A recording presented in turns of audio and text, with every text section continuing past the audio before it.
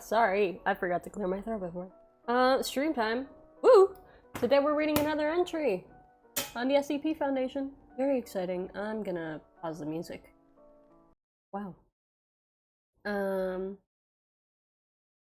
Today we're gonna look at, SCP-33. I already forgot the name of it. In here? I think it's in the Series 3. No, it would be in Series 1, because I'm silly. Alright. Bruh. You should probably focus on your exam. That might be a good idea, but you know, I'll be some background noise. I can do background noise. Wow. Scroll. SCP-333, City in a Symphony. Unlike the other SCP thing, I did not look through this one first, so I have no idea what we're gonna look for. Let's see. SCP-333. What was it called again? I already forgot. It is a Euclid, object class Euclid, which means that it's like it moves around, it's sentient or whatever. So let's see. I'm gonna read through this. Special containment procedures, SCP-333-A. Oh. 11618 are to be stored in a standard secure containment locker within site redacted, accessible only by personnel possessing level 3 clearance or greater with authorization of at least 2 clearance level 4 personnel. As testing with SCP-333-B and SCP-333-C has concluded, any performance of SCP-333-A is prohibited. I wonder why that might be. Hello, Ren. Hello. Let's see. Description. SCP-333-A are 1,618 identical copies of a musical score, unknown title and origin. When the score denoted by SCP-333-A is performed by an orchestra of sufficient size, Addendum 3331, B here. SCP-333-B manifests. The chamber SCP-333-A is performed in may be entered normally. However, roughly 3 minutes into a performance, anything leaving the chamber arrives in SCP-333-B. Re-entry of the performance hall from SCP-333-B is possible given it is temporarily integrated into SCP-333-B. Alright. What exactly is SCP-333? It appears to be a metropolitan area, devoid of any signs of habitation, past or present. Due to its nature, it is unknown when SCP-333-B was constructed, using what materials, by whom, or even if it was constructed in the conventional sense at all. Addendum 3334 is down there. We're gonna find out all the details. For as long as performance of SCP-333-A continues, SCP-333-B may be transversed. Freely, okay, this stuff is all crossed out. Freely, preliminary testing concerning SCP-333-B as a multi-purpose Foundation facility seems to be promising. I guess they're not going to use it as a Foundation facility then. I wonder why. The Addenda 336, and 3339, alright. Following cessation of a performance, SCP-333-B dematerializes, along with anything within at this time. Alright. So, instrumentation left within suggests that unless a performance of SCP-333-A is occurring, SCP-333-B experiences no passage of time and may not exist at all. Interesting. SCP-333-C is a highly aggressive entity of variable appearance and composition residing within SCP-333-B. So it's kind of like a, what is it, like a backrooms thing?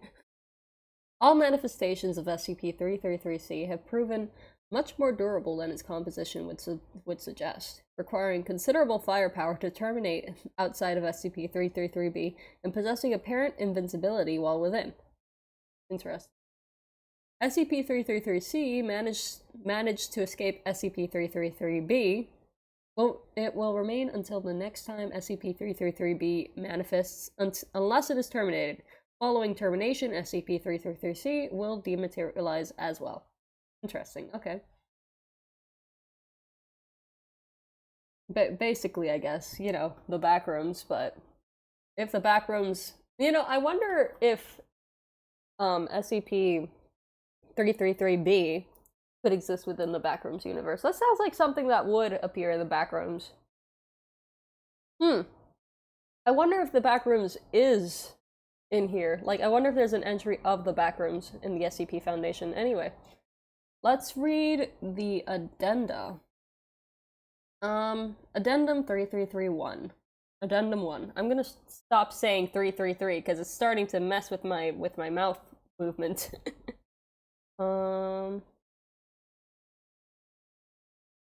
SCP-B will not fully manifest unless SCP-A is performed by a minimum of 49 musicians within a single concert hall.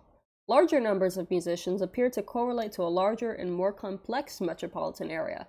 Additionally, simultaneous performances in differing locales result in integration of all concert halls within SCP-A is being performed. SCP-B could hypothetically serve as a means of rapid transit between Foundation facilities. Oh, that's really interesting. Addendum 2. The content of all 1,618 original instances of SCP-A have been observed to change following each performance. All remain identical to each other. Copies of SCP-A do not display this polymorphic nature. Interesting. Okay. Addendum 3. Changes undergone by SCP-A appear to constitute the inclusion of motifs representing any foreign materials left behind by exploration teams.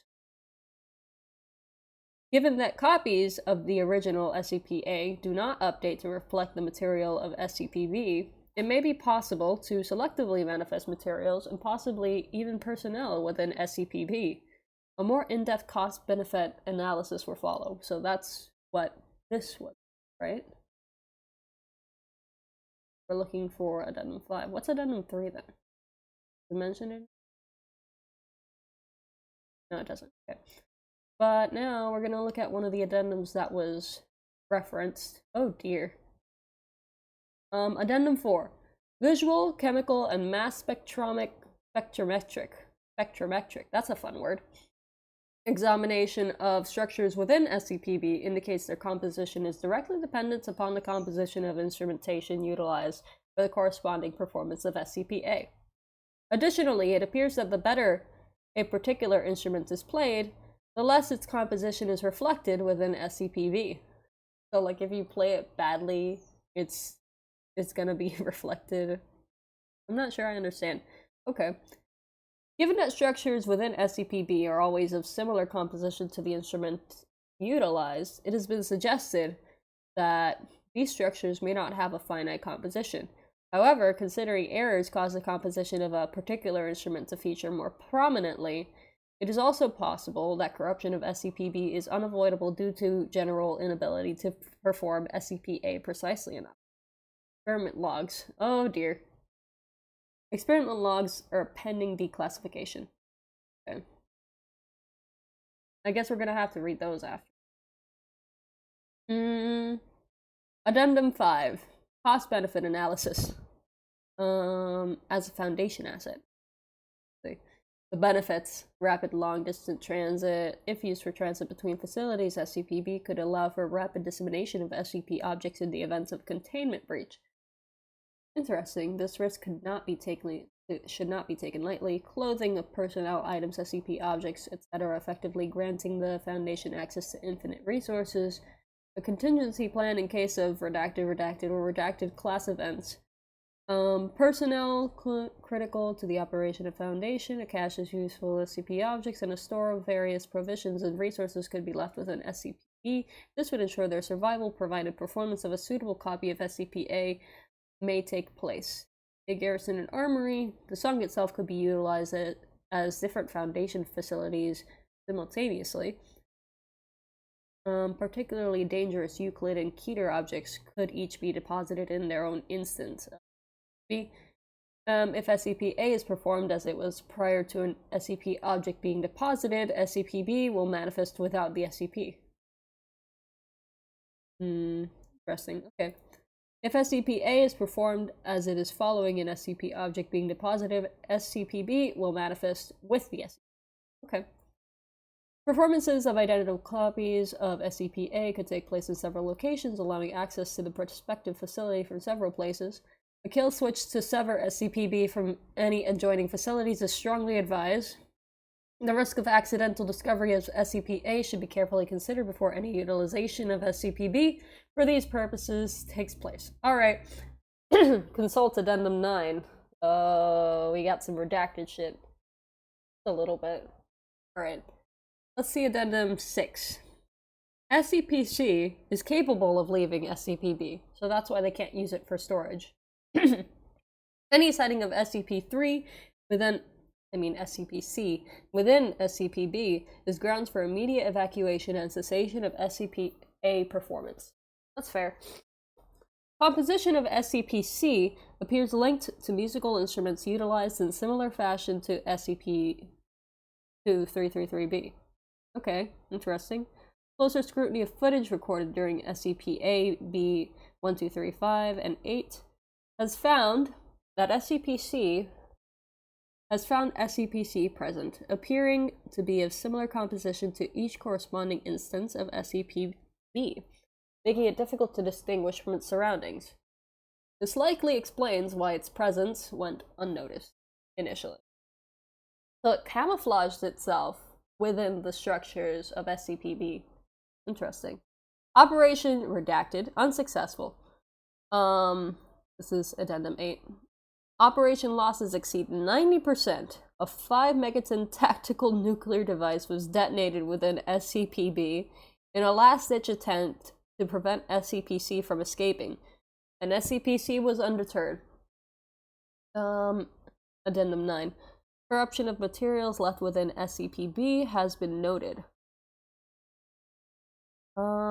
This corruption generally takes the form of minuscule changes in chemical composition of objects left within, though in extreme cases, physical deformation has been observed. Notable examples include malfunction of ROV-13B due to critical circuitry being displaced by redacted, and a discovery of D17711 skeletal system being composed of 0.01% brass by weight. So, like, D17711, that would be a person in D class. So, like, in the SCP Foundation, they have different levels of personnel, right? So, like, you have the highest, which I think are A class. You know, there's very few of those. Then you have B and C and D.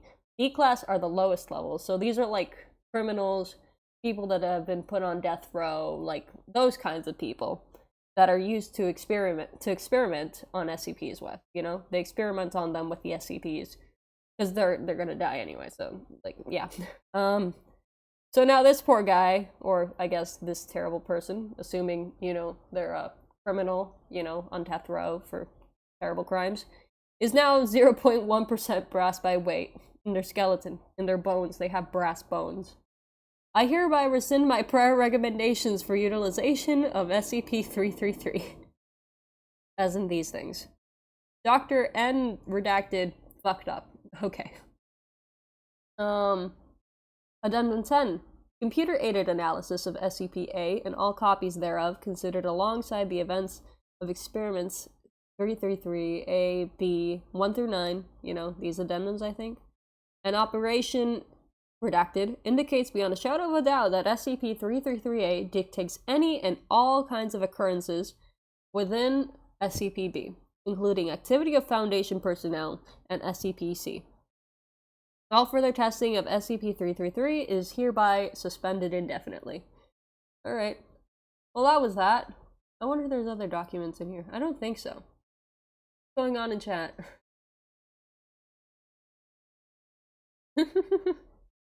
Okay. Alright. So yeah, that was that.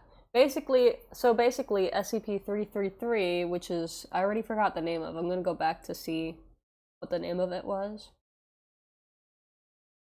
It was called... waiting. SCP-333, City in a Symphony. So, basically, it's like the city that shows up whenever this one specific piece of music is played. And it seems that the piece changes by itself, right? But you can make copies of the piece that don't change. And depending on what version of the piece you have, the city changes. And if you play the piece badly, it seems, then the city looks more like the instrument that is being played, like parts of the city, like buildings within it, right? And then there's also a creature in there that can camouflage itself within the city. And I find that really interesting, you know? Because, like, it reminds me of this one quote that was in the Black Swan movie, where it was something along the lines of art, or rather specifically in that movie, dance, is just for this moment, right? It'll never exist again.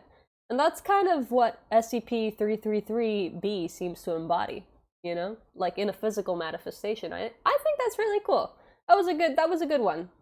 That was very interesting. Okay. Which one should we look at next? I don't know. I do not know. There are literally thousands of things to choose from.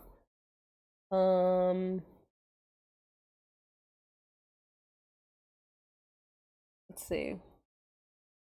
How long have I been streaming for, by the way? I've only been streaming for 20 minutes. Yeah, we need another one. Okay.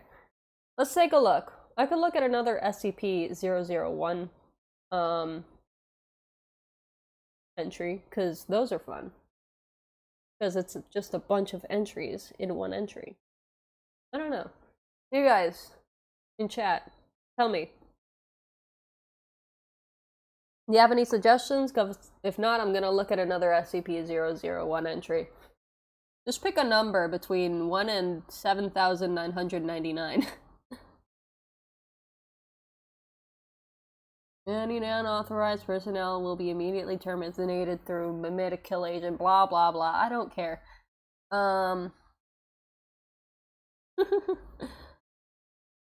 These are new, apparently. Newly declassified. I'm checking if... I think that the fishhook appears in random places. Because last time I looked... No, this was here last time, I think. I don't know. Anyway, what do you guys think? Which one should we read next? I know that some entries actually have, like, experiment logs. And I find those ones a lot more interesting. So... see if we can find one that does have an experiment log. Or something. You are the anomaly tumor of the world. So that's the placeholder, the factory. I think I've read the factory. I'm gonna read the factory. So SCP-001, codename Bright, the factory. SCP-00105. That's what the link said. Here. It was right here. Let's see what we've got. SCP-001 is an 05's tale. I don't know what this means. Looks like we have a letter. Oh no, this is like one of those... This is what's the word? A transcript. Alright, let's see what we've got. Good evening, Doctor. No, don't stand up. And yes, I am who you think I am. Let's not make Let's not make any more of this than it is. You know my number, and I know enough about you to make a duplicate that even your mother wouldn't be able to tell you apart from the real you. No, that's not a threat, just a fact. Now, as to my business here, it seems you stumbled upon something above your clearance. Well, no, stumbled is not the right word. Dug up? Perhaps. You are getting to the point where further digging would end up in some fairly lethal gunshot wounds. This would be a sad state of affairs, as you are otherwise quite a good researcher. Therefore, you are getting something very few people in the Foundation ever get. An explanation. Yes, we were alerted when you first started digging into SCP-001. Every researcher who's been around for a while looks into it. Most are satisfied when they uncover the angel with the flaming sword. It's buried under enough levels, but then you started looking into the factory. And that is when I knew you wouldn't stop. So here it is, plain and simple. The factory is SCP-001, but it will never be written up. It was a choice I made early on in the creation of the Foundation, and a choice I will stand by. You researchers are far too curious. I'm not sure which scares me worse. That we'll never understand the factory, or that we one day will. Oh well, I'm sure you're eager to learn more. The factory was built in 1835. Back then it was known as the Anderson Factory, named after James Anderson, a rather well-to-do industrialist. It was built in, well, we'll just say America, and was the largest factory yet designed, a good mile across at its widest, 3 stories tall throughout, with a special 7-story tower by the front gate that Anderson lived in. It was designed to be the ultimate factory, capable of taking care of everything, including the housing of some workers. People could be born, work, live, and die without ever leaving the confines of the factory. And work they did, on everything from cattle raising and slaughtering to textiles to everything else under the sun. You know, this reminds me of one of the episodes from Black Mirror. Oh man, what was that episode called? I'll look it up later. Actually, let me just open up another tab. I'm gonna look for that later. Cause it sounds just like something from in there. Anyway, let's continue. Now, no one knows whether James Anderson was actually a Satan worshipper. It's just as likely that he followed some pagan gods. Did I miss something? When did they mention Satan worshipper? Okay. No one knows whether James Anderson was actually a Satan worshipper. It's just as likely that he followed some kind of pagan gods.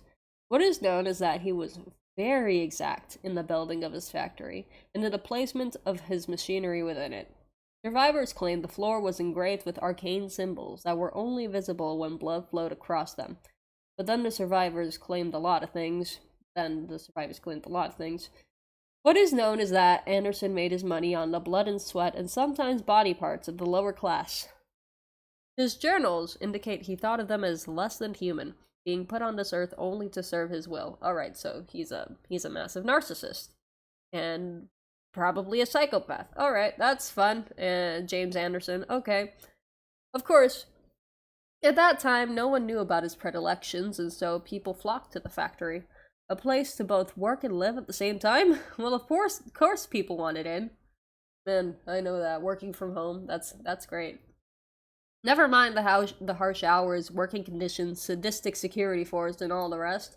Factory workers were forced to do 16-hour days. Work only shutting down on Sundays between sunrise and sunset. Workers were not given individual rooms, instead sharing rooms with 8 other people, sleeping in shifts of 3. Medical attention was unheard of. If you were injured in the course of your duties, which most people were, you were expected to just keep working. Anyone too injured to work was dragged off by security, never to be heard from again. For 40 years, the Anderson factory cracked out all sorts of things for people. Meat, clothes, weapons. Never mind that the beef might be mixed in with human. Don't care that the weapons were forged in blood. No attention need be paid that the clothes were dyed with... well, you get the idea. Rumors leaked out, but the products were so good, why bother? Until someone got out. I never met the brave soul who managed to escape, but she managed to meet with President Grant, and, in 1875, he enlisted my aid. At the time I was... well, it doesn't matter. We'll say I was military, kind of. And that my people were the same. 150 good men and some few women who were often given jobs that weren't supposed to be common knowledge. We'd been cleaning out some Confederate holdouts and some of the worst things we found down south.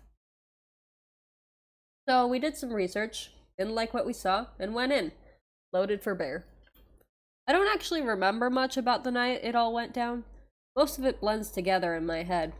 I get flashes sometimes of the people chained to the line, living next to the dead, and damned hard to tell which was which. Children working underneath machines, the majority of the flesh scoured from their bodies by the great wheels and cogs, and the other things. Eeh. No, I'm alright. I haven't thought about that night for a very long time. The security force wasn't much of a problem, but then Anderson's creations showed up. He had been taking the injured workers and, well, experimenting on them. Men, if you could call them men, with multiple arms, sewn together, some of them combined with animals, horrible monstrosities out of mankind's worst nightmares. They kept coming, wave after wave of not quite living creatures. I lost a lot of good people that night. Then we found Anderson's breeding pit. We're not gonna... Okay. I'm sorry. Even today, more than a century later, the memory makes me see red. When we finally found Anderson cowering in his office, we hung him from his tower window. With his... Oh, jeez. Yeah. As he died, he laughed, saying it didn't matter. We could kill him. But his factory, the factory, would go on. He was still laughing 24 hours later when we finally cut him down, had him drawn and quartered, and then burned the remains. The entire time, he uttered blasphemies that I don't like to think about. We spent a week cleaning that place out, freeing the workers, putting down the things we found in the basements and many lightless rooms. We pulled out things that were useful, stocked them in a house near the gate, tried to make sense of everything. 150 of us went into that hell pit that night, and only 93 came out. By the end of that week, we were down to 71. But the things we found in there... God. Well, you've been with the Foundation a while, they wouldn't seem amazing to you. But we found toy guns that shot real bullets. A yo-yo that would flay the skin from anyone it touched.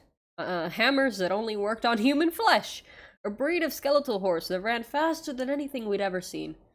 Cloaks that seen woven from the night itself and let men access a shadowy dimension that... I get away from myself. We found tools, both wondrous and horrible. We were faced with a choice. I gathered my highest ranking, well, we'll call them officers, to me, and we tried to figure out what we would do. They all had opinions. The chaplain, he had gone a little crazed. Thought all these objects must be miracles sent from God, holy relics to be worshipped.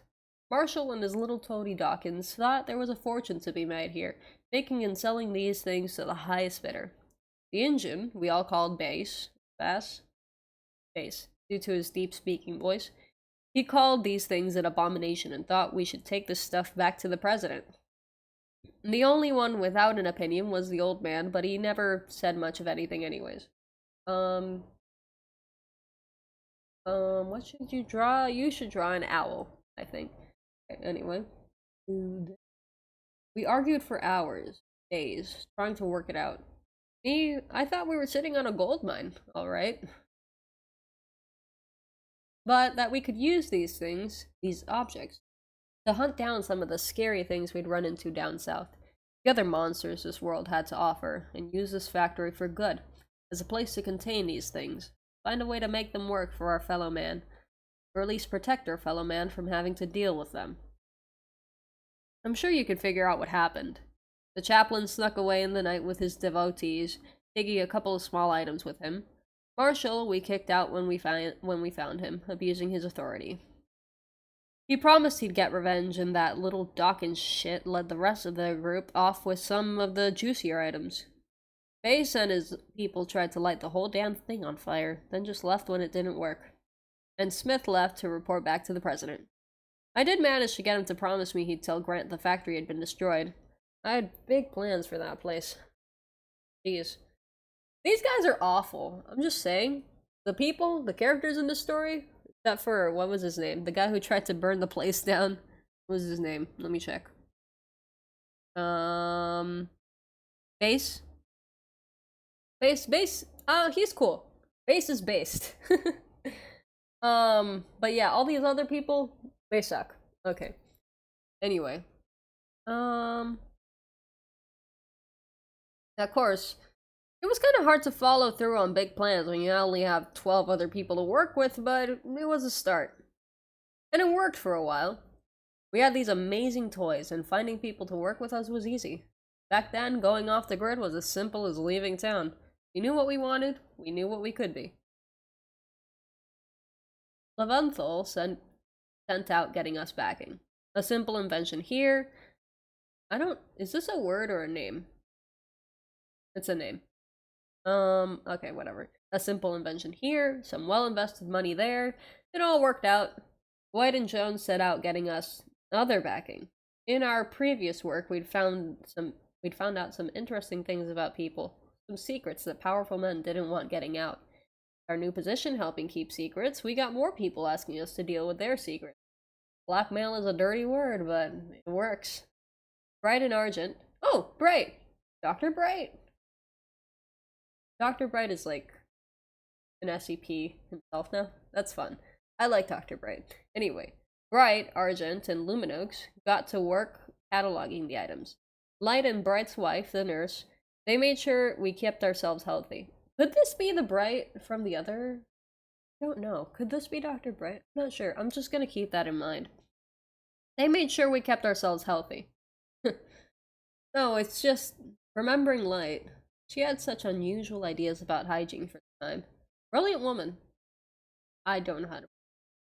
Flesher and Karnoff dealt with training the troops. Tesla and Tamlin were in charge of figuring out how to take advantage of the items without making it obvious. We were amazing. The city we built around the factory, which we took to calling Site Alpha, was self-supporting. Agents, researchers, operatives of all sorts. Not by those names, of course, but those positions we expanded. I'm sorry. I'm an old man. I know I do not look it, but the body lies. The mind doesn't always remember, right? Sometimes I get lost in my memories. Things get confused, but the long and simple of this is this. We use the factory. It always seemed to have more empty rooms to store things in. Back then, that was the word for them. Things. No skips then, no. We thought we had the factory tamed. That's one of the reasons I refused to quit this job. If there's anything I can do here, it's remind people that we will never tame them. Contain them, yes. But as we saw with Abel, tame them. After a decade or so, we were pretty organized. The 13 original of us were being called by numbers, not names. We knew how to make things work, and if a thing or two vanished inside of the factory still, and the occasional D-class, what? Yes. We had D-class back then. Disposables. That's where the D comes from. Had to have someone to test things on.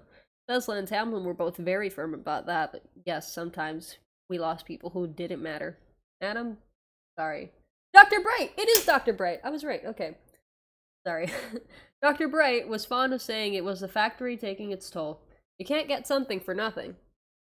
1911 was when it all went wrong. Wait. 11? Wait. Okay. Whatever. I'm gonna keep reading. 1911 was when it all went wrong. Things, we call them fairies, an entire race of things living beside us.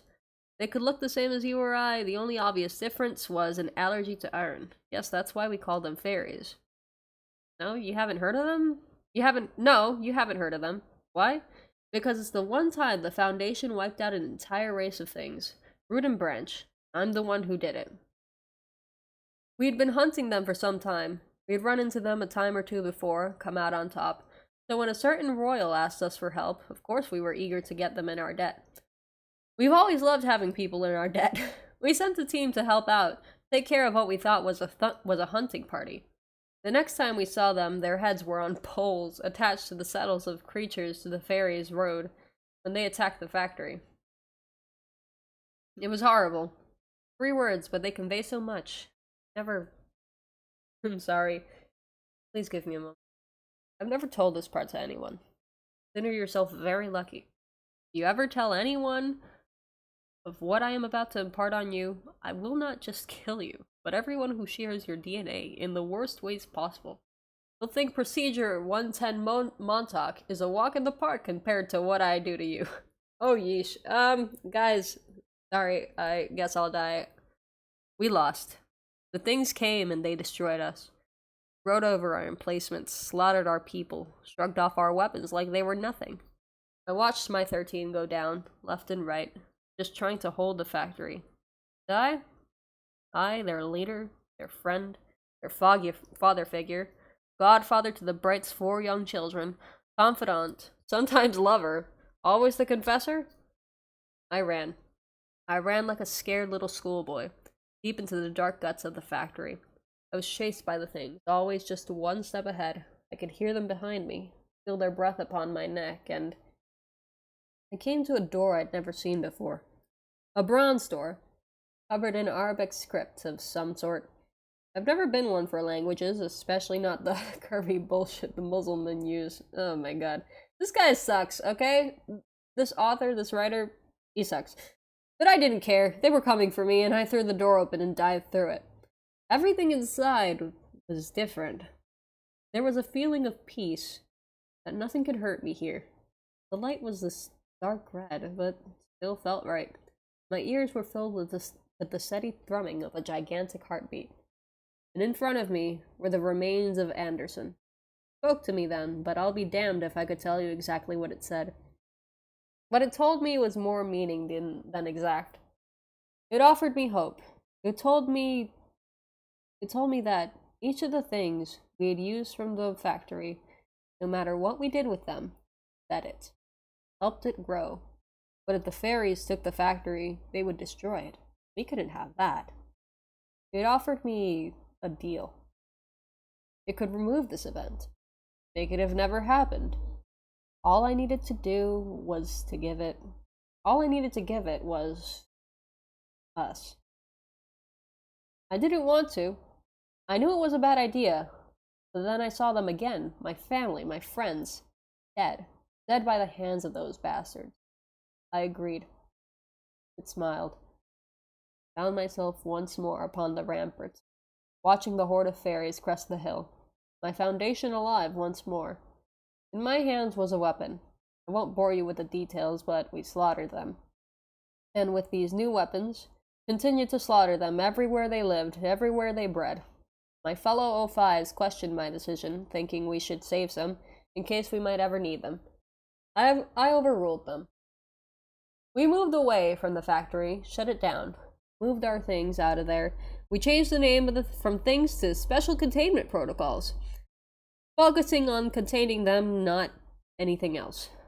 The others were curious, but understood I had my reasons. I boarded up the factory, locked it shut, buried it under a ton of rubble, saying it was too dangerous. Thought I'd gotten away with it. Till I found a thing on my desk. One of the old toy guns that shot real bullets, and it had the factory label on it. I've sent people in, time to time, to see what it might be doing. Last time I sent people in to look, there was nothing there. We keep finding factory items out there. Can't help but think of how many more we don't find. The people who use them and keep it hidden. I think back to the body telling me how each item used gave energy to the factory. I never asked it energy for what. Don't think I want to know. What do we give it? D-class. What do we give it? D-class mostly. Where did you think all those bodies went? There's a place. Bodies are left and they vanish. Everyone thinks I'm a genius for figuring it out. Sometimes I have to feed it other things. Researchers, agents. They never know it's coming. Just reaches out and takes them. But in the end, we're doing more good by being here. Whatever the factory wants, whatever it is, we're doing good here. You have to know. And now you know. Are you happy? I didn't think so. Well, I tell you, I'm getting old, Everett. Should I die, someone will have to keep feeding it. Maybe you'll be different. Maybe you'll figure out how to stand up to it. But I doubt it.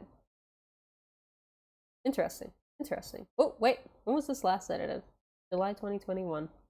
500 days ago. Interesting. Alright. Yeah, that's hard. That's not great. I sure hope that's not the true SCP-001. Also, I think I might know who the O5s are. I'm gonna look at the guide. I'm gonna see if it's in here. Let me see if that's in here. O5. I think that's it. It looks like it's whatever. But if I remember correctly, the O5 are, I think, the original 5 members of the SCP Foundation. Like, they're kind of still in there, I think. Wait, let me check this, okay? Because I don't remember well. I've looked a little bit into the SCP Foundation before, and also I wanted to look up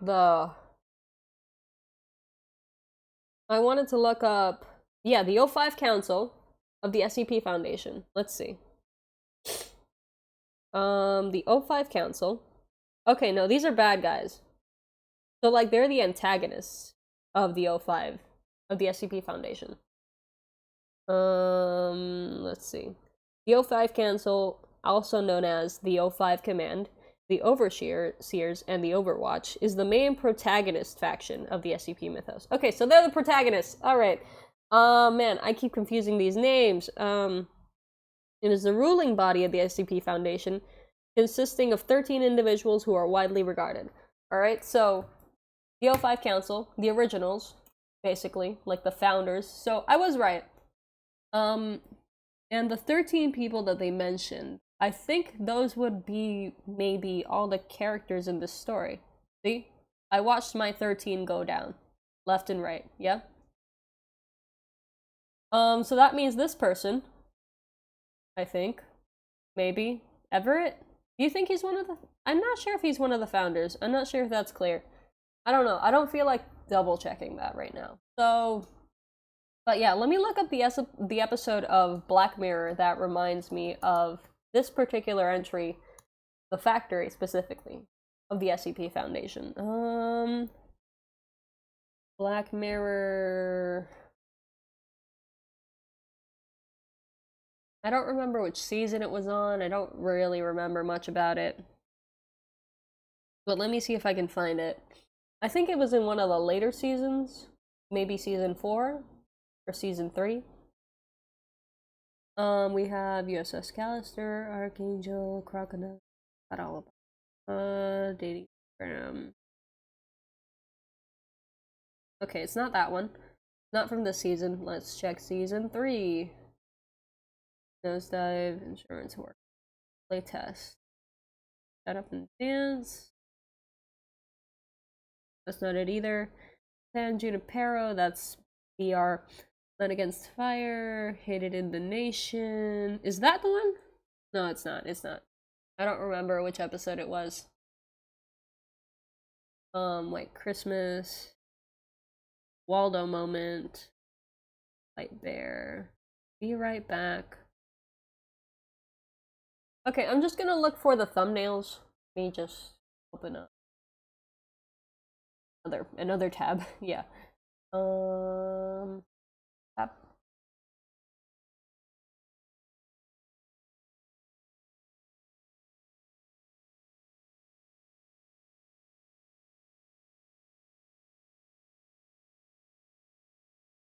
Take a look. Let me take a look. Give me a second. Give me a second, guys, because this does remind me exactly of one of the episodes of Black Mirror. Black Mirror. Black Mirror is like the series of like a bunch of dystopian technological things. It's a very interesting series. The earlier seasons are better in my opinion. The last seasons are kind of weird, but they're all kind of weird. Let's see. Where is it? Could it be season 4?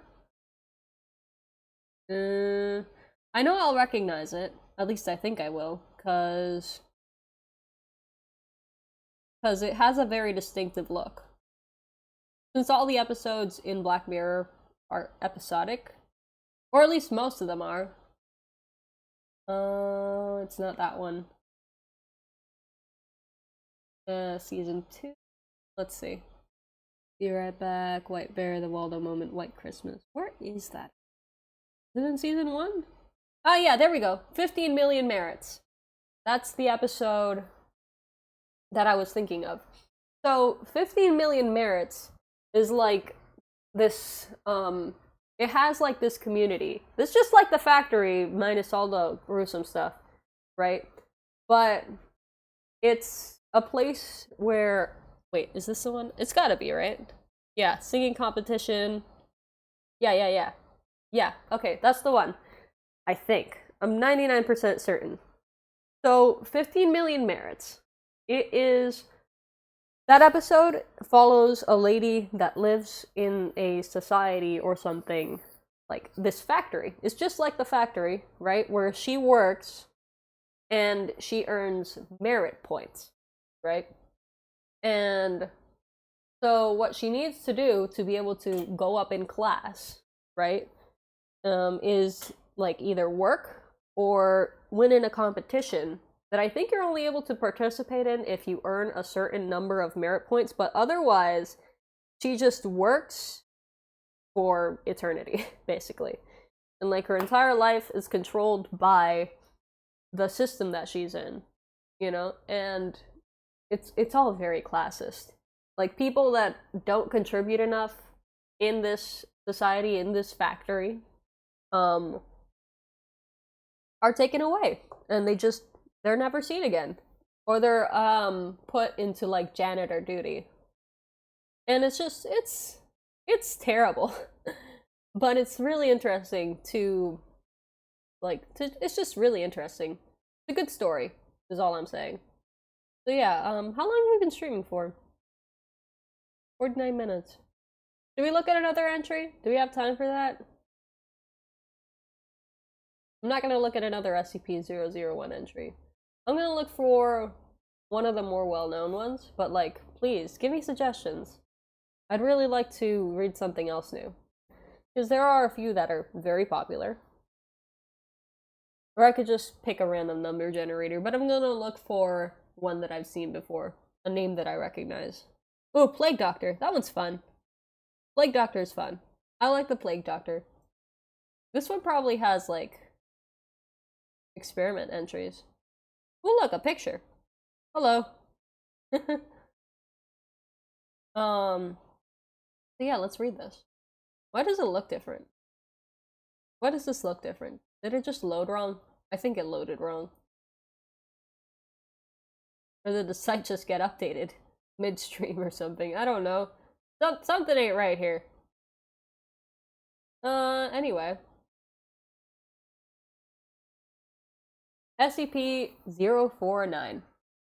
Object Class Euclid, the Plague Doctor. Species containment procedures. SCP-049 is contained within a standard secure humanoid containment cell in Research Sector 02 at Site 19. SCP-049 must be sedated before any attempts to transport it. During transport, Plague Doctor, I'm gonna start calling it the Plague Doctor whenever this shows up. The Plague Doctor must be secured within a Class 3 humanoid restriction harness. Alright.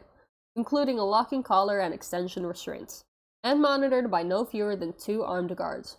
While the Plague Doctor is generally cooperative with most Foundation personnel, outbursts or sudden changes in behavior are to be met with elevated force.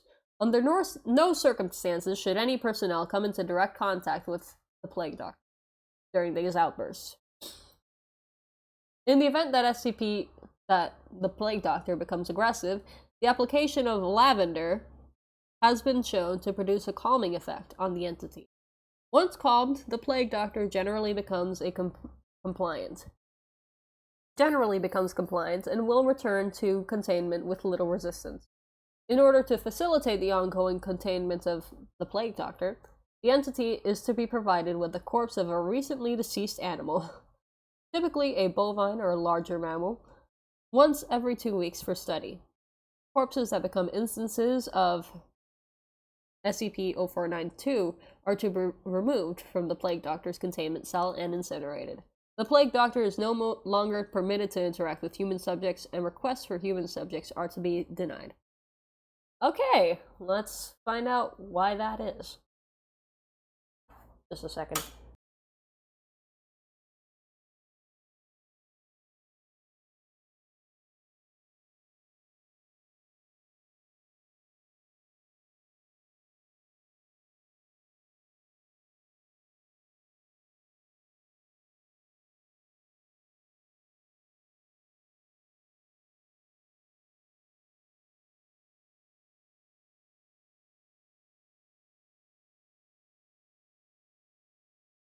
Oops. Let's see. Temporary Containment Procedure Update, see Addendum 3.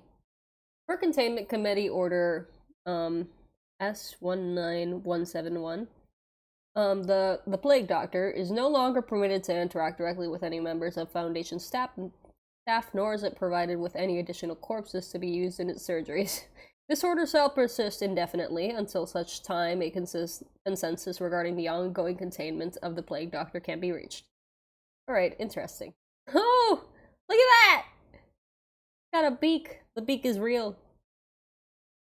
The Plague Doctor is a humanoid entity, roughly 1.9 meters in height, which bears the resemblance of a medieval Plague Doctor. While the Plague Doctor appears to be wearing the thick robes and the ceramic mask indicative of that profession, the garments instead seem to have grown out of the Plague Doctor's body over time. Ooh. The robes and gloves are identical to a thick hide built up on the skin, while the mask is composed of a kind of chitin? I don't know how to pronounce that. Growing out of the bones of the face, and are now nearly indistinguishable from whatever form is beneath them. X-rays indicate that despite this, the Plague Doctor does have a humanoid skeletal structure beneath its outer layer.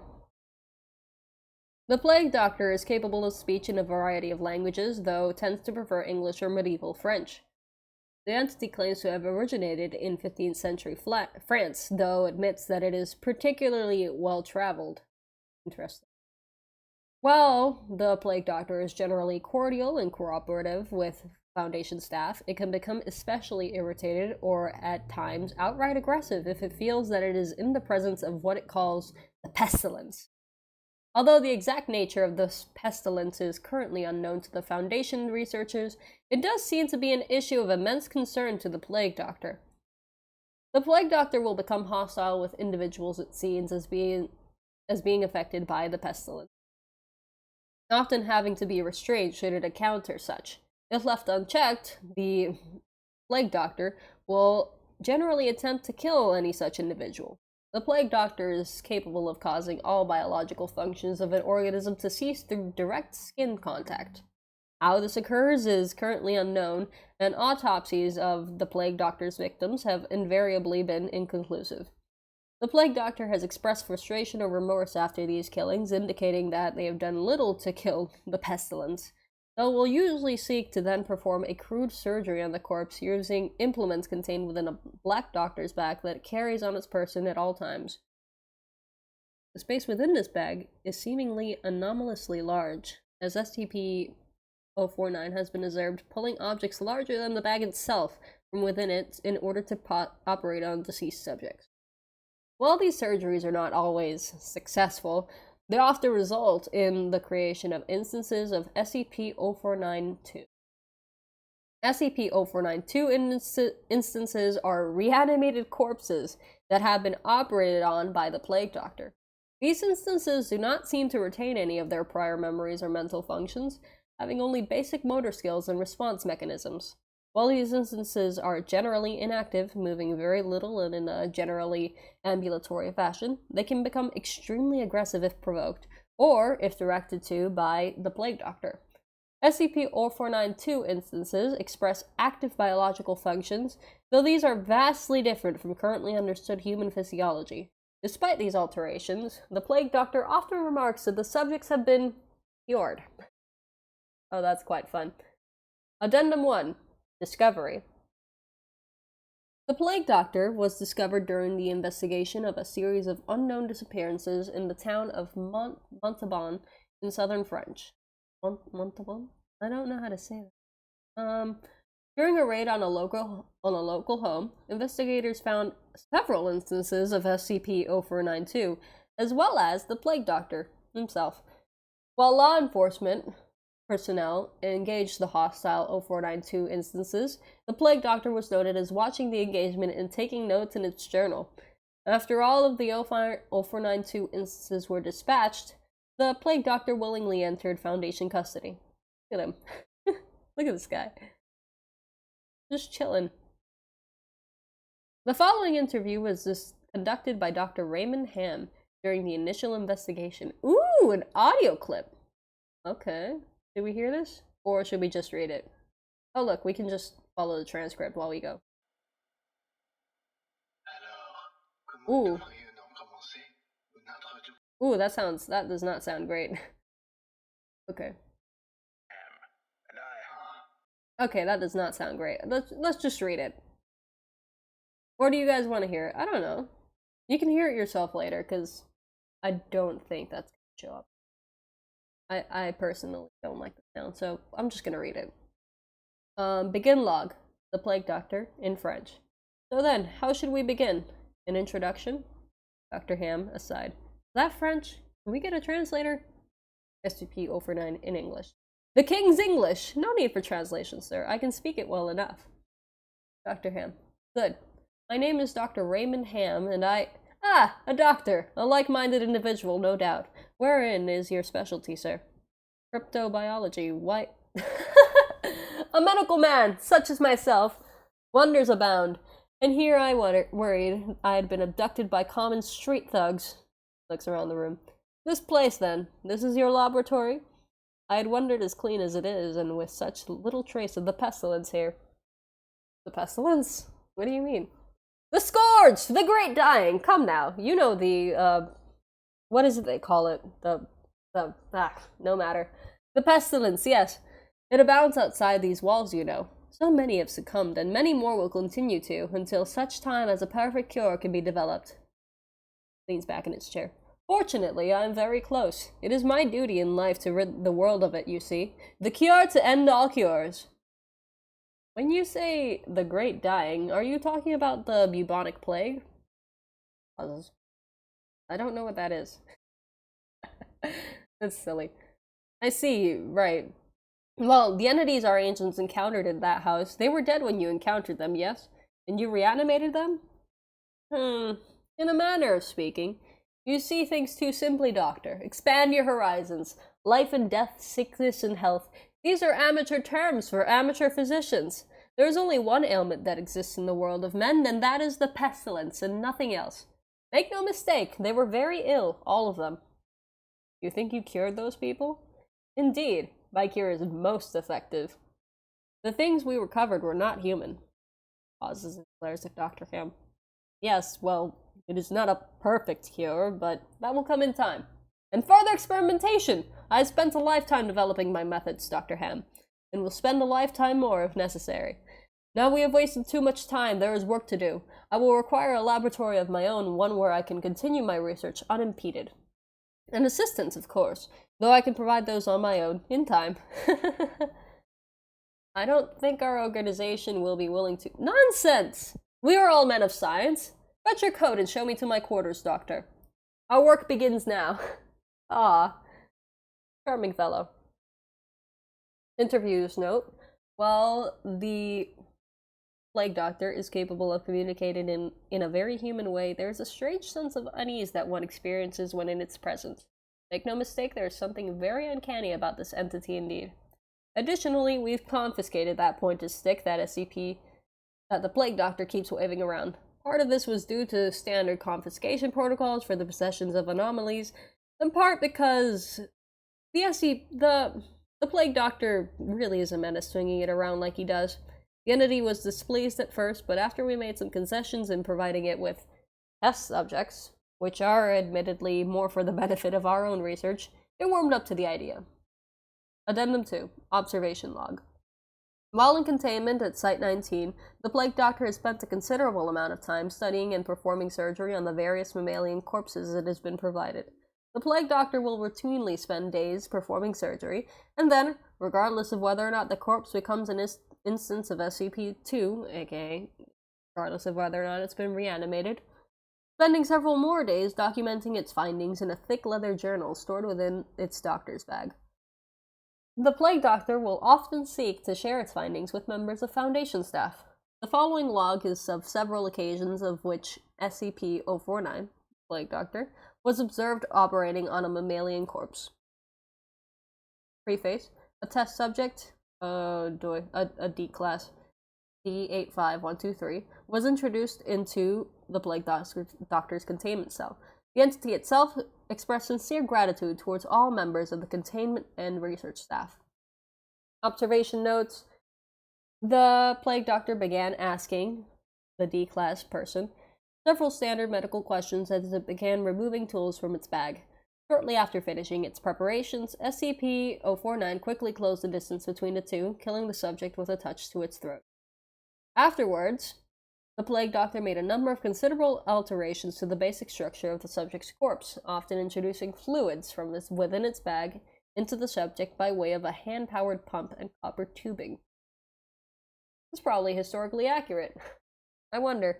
Anyway, the resulting instance became animated, flailing and grasping at the walls of the chamber with a number of manufactured limbs, while moaning out of an oblong orifice now present in its sternum. Ugh. During this time, the Plague Doctor was observed taking notes of the instance in its journal, remarking to the watching research staff about the efficacy of its cure. Security personnel entered the chamber to move the Plague Doctor back to containment and were attacked by the instance. The security team dispatched the 0492 instance, and the Plague Doctor returned to containment with no resistance, stating that it was pleased with the results. Log 2. Okay. Preface: the Plague Doctor was provided with the corpse of a recently deceased goat. SCP-049 expressed gratitude at the provision. Notes. The Plague Doctor operated on the corpse for several days, eventually resulting in an instance of SCP-0492.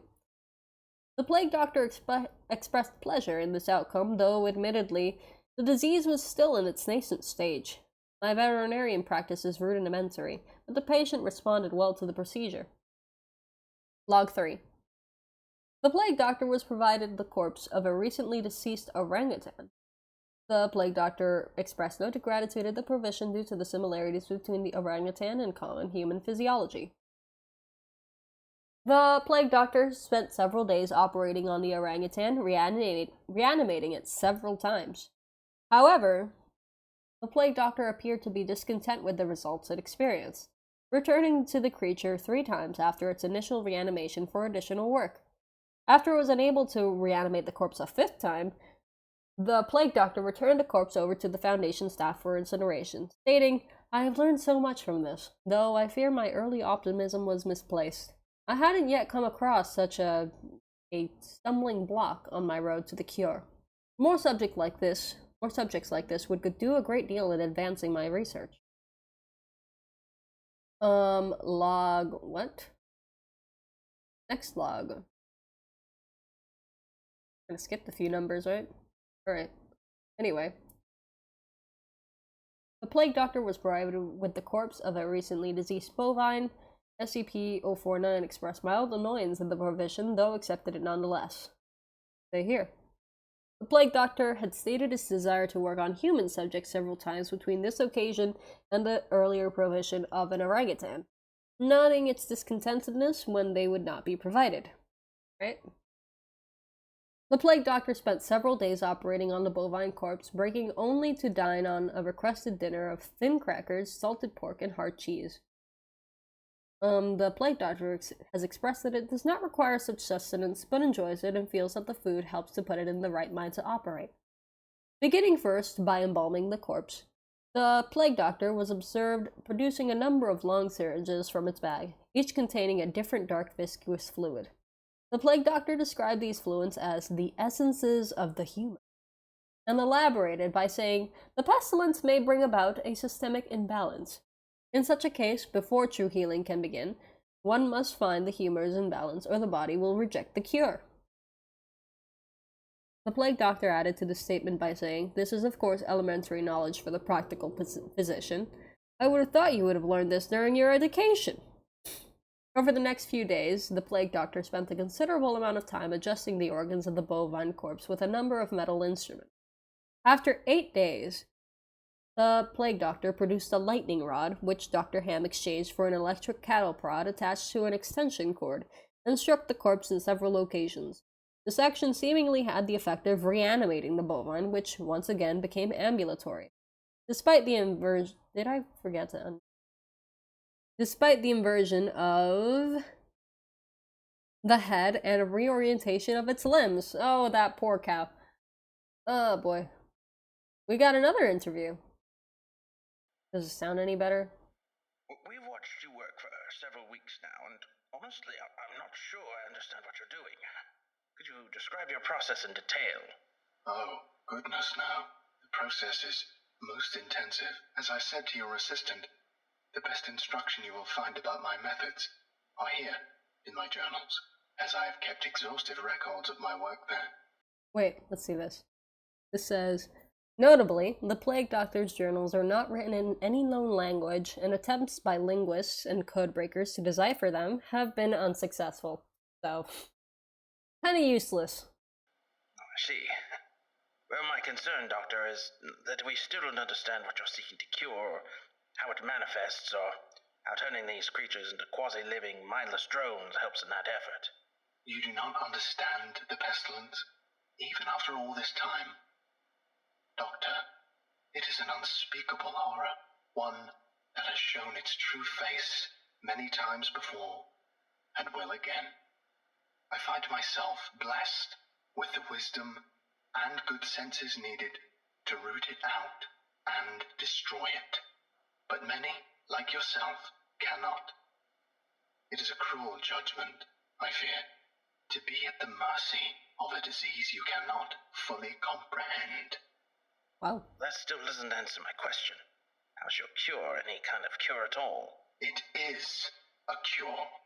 You may laugh at my efforts if you please, but do not besmirch the good name of scientific progress that has developed this great mercy. What you short-sightedly see here is a life better than any this creature could have hoped for. Stricken as it was with the pestilence, this creature is now clean, unable to spread the pestilence, and free from the terror it would have experienced otherwise. This is hardly a creature at all, Doctor. It's not even... Do not jape with me, sir. You and your colleagues are like so many others, unable to look past minor setbacks to see the salvation taking place before your very eyes. Do you wait to remove rotten timbers until the whole collapses on top of you? No. You find them and you pull them out and replace them with those untouched by rot. And most of all, you do not simply mock the structure because it now looks different to you. It is strong. It is free of disease. I'm sorry. Didn't mean to agitate you. I'm just trying to understand. Yes. Well, do mind your words in the future, Doctor. I am a professional, but even professionals may feel the bite of pride in dealing with criticism of their masterpiece. I will forgive this as an act of good faith between colleagues. Is there anything else I can help you with? No, that will be all. Another test subject on the usual schedule. You know my preference of subjects with more human anatomies. Right. Cool.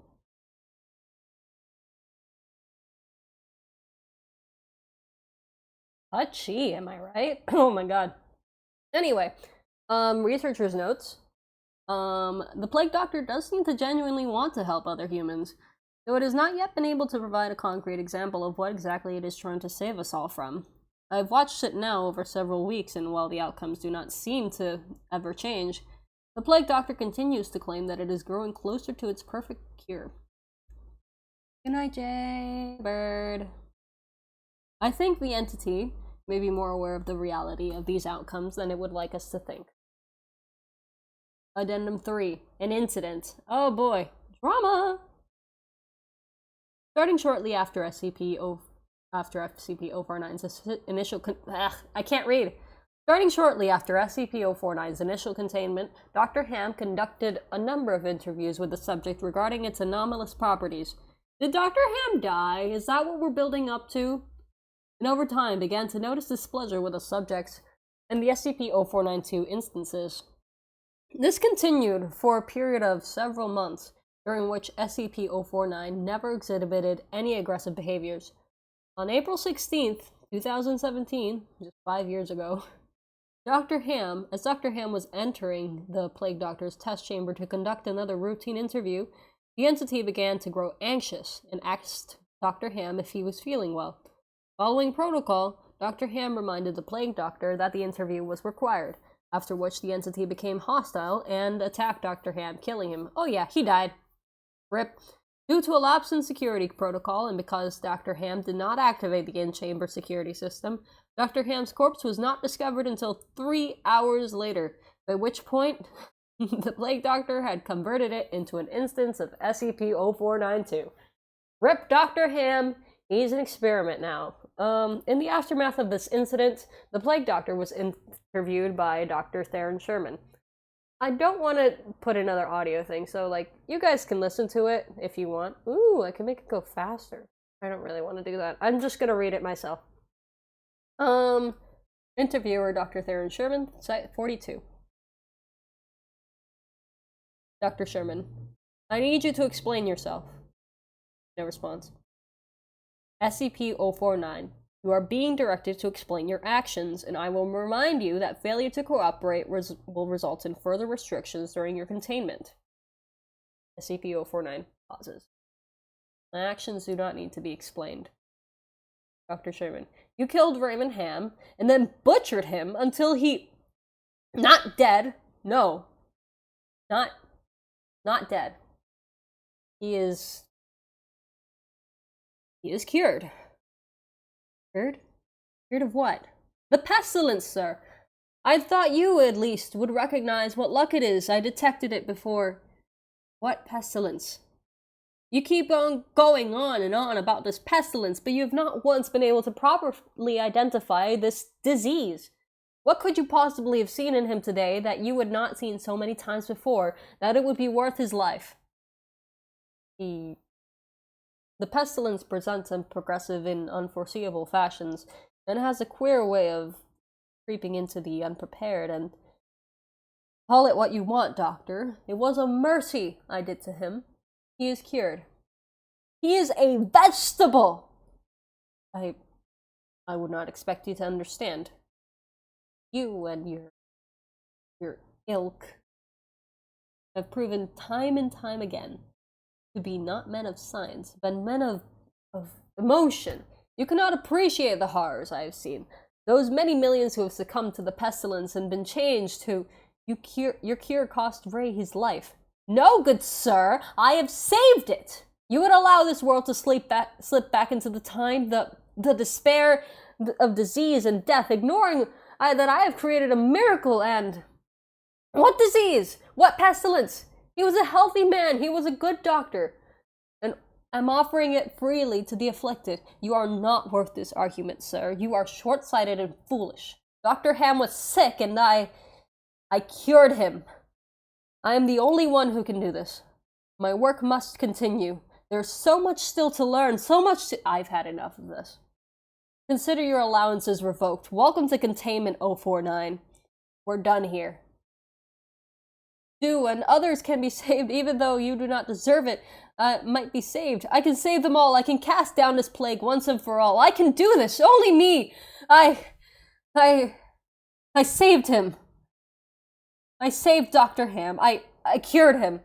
He was sick. I know he was sick. I know he was, and you are all sick, but I can save you. I can save all of you because I am the cure. Okay, wait. I want to go back. I want to see this. I want to hear this part.